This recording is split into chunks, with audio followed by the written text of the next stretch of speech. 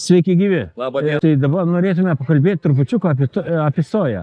Kiek žinau, jūs turit patirties. Taip, aš, kaip sakant, patirties teorinės turiu, dabar daug domėjausi apie pačią soją su gerbiamu kolega Kęstučiu Svečiuliu iš Kauno rajono, kuris soją augina. Tai mes, galima sakyti, kartu bandysim bendrom jėgom įtikinti ūkininkus, kad galima užauginti soją. Man aktualu, kad ūkininkai augintų, kad jie pavyktų, kad jie uždirbtų, kartu naudotų trąšas mano, stimuliantus, su kuriais galėtume pasiekti kažkokių rezultatų. Tai kaip ir... Tai trupučiuką gal šiek tiek apie technologiją kažkokią, sakykime... Tai technologija, ką aš galiu pasakyti, tai iš Kęstučio. Taip, soja, tai pagal Kęstučio patirtį, tai... Ankstyvos veislės, sakykime, ne kiek ankstyvos, bet vidutinio ankstyvumo. Tai viena iš tų yra veislių Liska, yra C1 acelis, jinai kartu inokuliuota. Sėjos norma apie 135 kg į hektarą, tarpuilis 38 cm.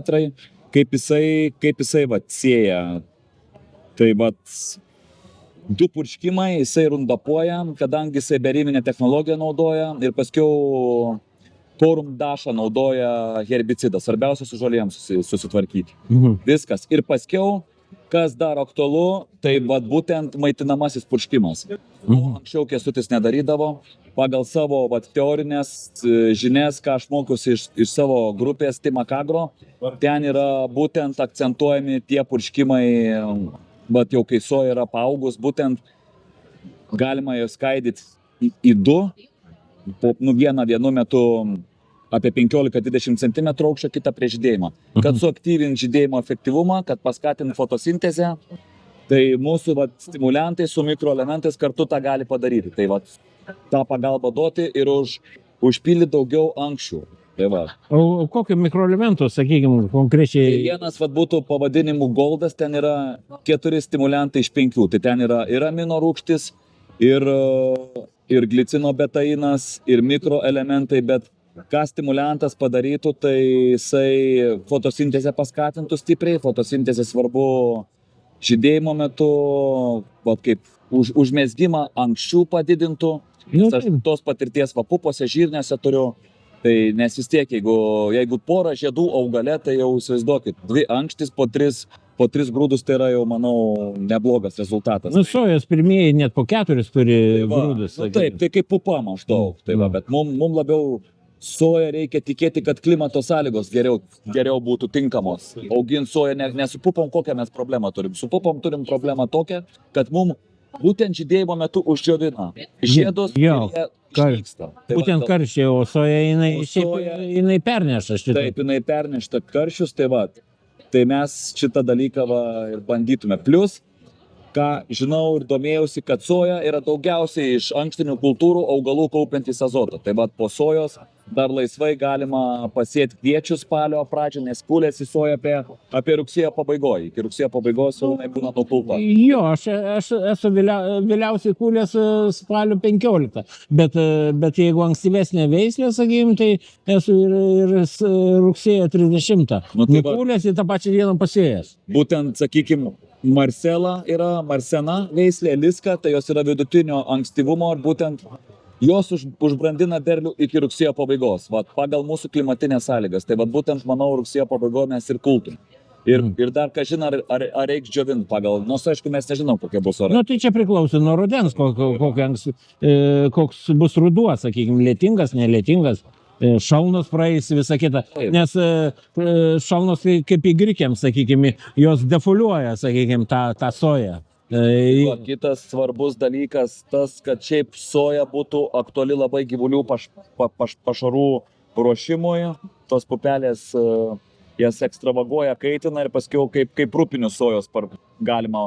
Tai Lietuvoje beveik visuose kombinuotose pašaruose yra naudojama sojos rūpiniai. Tik tai skirtumas tame, kad mes atsivežam iš Kanados ar iš genetiškai modifikuotą. O mes užauginam nemodifikuotą. Tai būtų labai čia didelis pliusas.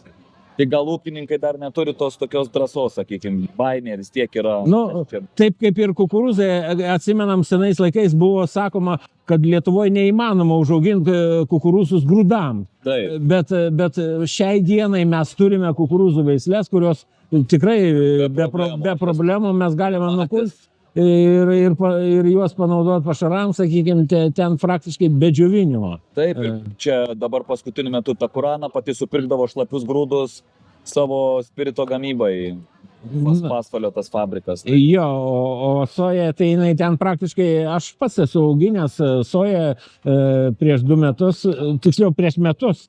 Praeitais metais padariau pertrauką, o šiais metais vėl planuoju atnaujinti tą sojos auginimą, kadangi sutarėm, kad Joniškio aruodas supirks soją. A jau sutarėt, kad supirks? Jo, sutarėm, kad supirks. Tai gal pats Kęstutis vešim, kaip sakant, pardavimui? Tai būtent iš Kęstučio mes ir pirksim šėklą. Būtent tą aš bent jau planuoju liską. O produkciją supirks Joniškio aruodas, bet kol kas šiemet greičiausiai vešim į Lenkiją. Nes dabar tai agrolokas tas vadinamas, ten fabrikas, kur superka. Jo. Tikslas, kaip sakant, įrodyti ūkininkams, kad jie galima užauginti. Ir stengtis tą padaryti, kad visiems atsirastų noras auginti ir kad nebūtų baimės. Ir kad būtų finansiškai apsimokėtų. Tai vienareikšmiškai. Nu tai va, tas pagrindinis dalykas yra dėl to, kad ūkininkam yra problema, jau darosi problema, kad paprasčiausiai nebelieka kultūros tarp, tokios, sakykime, sėjomainai kultūros, kadangi, nu, sakykime, jau pupos kaip ir nueinanti kultūra, kadangi jau sunkiai sukovoti su kenkėjais. Vienas kenkėjai, lygos, ypatingai kenkėjai, o soja, kuo jin pasižymi, tai kadangi yra tie šereliai, viską, tai tų kenkėjų jie nepuola kaip sojos. Aš asmeniškai su gal 5 ūkiais auginsiu soją, prižiūrėsim ir matysim, tada rudenį galėsim pasidalinti, kaip mums sekės. Nu, bus labai malonu. Tai būtinai sukontaktuosim. Būtinai. Ir labai ačiū už informaciją. Tęskime, žiūrėkime toliau, kaip mums seksis. Kaip sakant, ūkininkai važiuojam į priekį, judam.